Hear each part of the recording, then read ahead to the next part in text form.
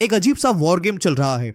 कई military drills हो रही है और एक कमजोर पड़ोसी देश जो बाहर के दबाव में आ सकता है। यह कोई फिल्मी कहानी नहीं है, यह सब इंडिया के पास बांग्लादेश में हो रहा है।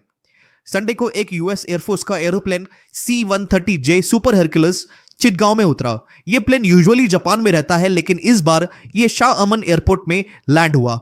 यह जगह इंडिया के नॉर्थ ईस्ट और म्यांमार के बिल्कुल पास है। यह कोई अकेली घटना नहीं है।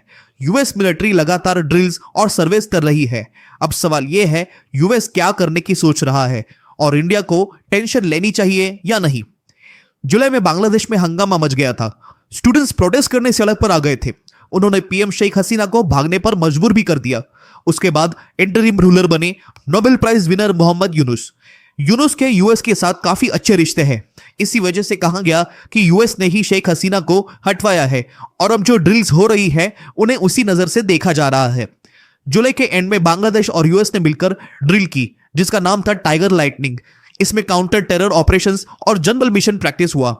अगस्त के शुरुआत में दूसरी ड्रिल हुई टाइगर शार्क। इसमें दोनों देशों की स्पेशल फोर्सेस शामिल हुई और इसमें यूएस वेपन्स का भी इस्तेमाल हुआ।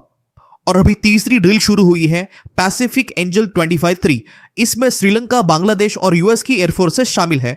शायद इसीलिए सुपर हरक्यूलिस जापान से बांग्लादेश लाया गया। यानी 60 दिनों में 3 ड्रिल्स हो चुकी है। यह बिल्कुल भी नॉर्मल नहीं है। साथ ही एक महत्वपूर्ण घटना है जिसे मेंशन करना काफी जरूरी है। इस महीने एक US special forces soldier Dhaka में डेड मिला। वो अप्रैल में आया था और कई महीने बाद एक होटल में उसकी डेड बॉडी मिली। यूएस एम्बेसी ने डिटेल्स बताने से मना कर दिया। रिपोर्ट्स कहती है कि इंडिया की एजेंसीज भी इस घटना से परेशान थी। उन्हें लगा शायद रीजन में यूएस का कोई सीक्रेट प्लान चल रहा है। अब सवाल यह है, यूएस बांग्लादेश में क्या कर रहा है और क्या इंडिया को इससे डरना चाहिए। कुछ रिपोर्ट्स म्यांमार एंगल की बात करती है। म्यांमार सिविल वॉर में फंसा हुआ है, जुंटा रिबेल्स से लड़ रही है। चाइना और यूएस दोनों रिबेल्स को सपोर्ट करने की कोशिश कर रहे हैं। बांग्लादेश और म्यांमार की 271 किलोमीटर लंबी बॉर्डर है। यह बॉर्डर चिटगांव को म्यांमार के दखाइन स्टेट से जोड़ती है। यही इलाका बहुत सेंसिटिव है। इस साल यूएन चीफ ने एड कॉरिडोर का आइडिया दिया था, चिटगांव से म्यांमार तक। पेपर पर तो अच्छा लगता है, लेकिन ऐसे कॉरिडोर अक्सर वेपन्स और सप्लाईज पहुंचाने के लिए यूज होते हैं। यूनुस की टीम ने इसे हाँ कहा था, लेकिन बांग्लादेश आर्मी ने मना कर दिया। आर्मी ने साफ बोला, सिक्योरिटी और सॉवरेनिटी कॉम्प्रोमाइज नहीं होगी। कॉरिडोर नहीं बना, लेकिन ड्रिल्स उसी एरिया में हो रही है। मतलब साफ है कि यूएस ने इंटरेस्ट नहीं छोड़ा। क्या इंडिया के लिए यह खतरा माना जा सकता है? कुछ ड्रिल्स पहले से ही हो रही थी, जैसे टाइगर शार्क 2009 से, लेकिन अब हालात अलग है। पहले ढाका में इंडिया का एली था, अब यूनुस है जो इंडिया के साथ नहीं है। उन्होंने इंडिया बांग्लादेश रिश्तों को खराब कर दिया है, इसलिए अब ये ड्रिल्स इंडिया के लिए चिंता की बात है। साथ ही चाइना भी बांग्लादेश में कदम बढ़ा रहा है, जैसे तीस्ता रिवर प्रोजेक्ट। ये $500 मिलियन का प्लान शेख हसीना चाहती थी इंडिया करे, लेकिन अब यूनुस इसे चाइना को दे रहे हैं। जल्द ही चाइनीज टीम बांग्लादेश आने वाली है।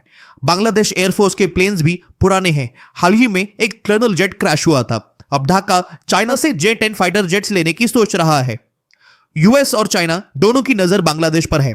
चाइना पोर्ट्स बना रहा है बांग्लादेश और म्यांमार में, ताकि उसे बे ऑफ बंगाल और इंडियन ओशन में सीधा रास्ता मिले।